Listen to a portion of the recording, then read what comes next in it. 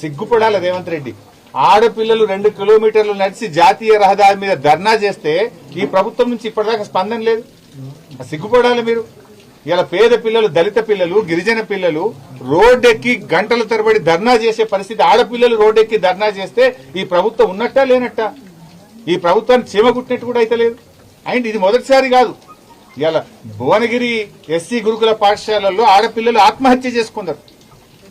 అక్కడ చెప్పలేని నోట్తో అలాంటి సంఘటనలు జరిగితే ఆడపిల్లలు ఆత్మహత్య చేసుకున్నారు భువనగిరి దళిత గురుకుల పాఠశాలల్లో.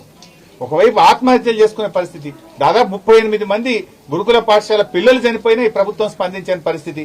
ఇక మాటలేమో కోటలు దాటుతాయి, చేతల్లో చూస్తే ఎవరు చదువుతారు ఈ గురుకులాల్లో? పేద పిల్లలు చదువుతారు. పాప మా తల్లులు వచ్చి ఇక్కడ మాట్లాడుతున్నారు. మేము పేదోళ్ళం కనుకనే మేము ఈ ప్రభుత్వం మీద నమ్మకం కొద్దీ పాఠశాలల్లో జాయిన్ చేసినాం. కానీ ఇక్కడ చూస్తే పరిస్థితి చాలా బాధాకరంగా ఉందని ఆ పిల్లల తల్లిదండ్రులు కూడా కళ్ళలో నీళ్లు పెట్టుకొని చెప్పే పరిస్థితి ఉన్నది. అసలు ఈ ప్రభుత్వం ఏం చేస్తున్నట్టు నాకు అర్థం. సిగ్గుపడాలి రేవంత్ రెడ్డి. ఆడపిల్లలు 2 కిలోమీటర్లు నడిచి జాతీయ రహదారి మీద ధర్నా చేస్తే ఈ ప్రభుత్వం నుంచి ఇప్పటిదాకా స్పందన లేదు. సిగ్గుపడాలి మీరు.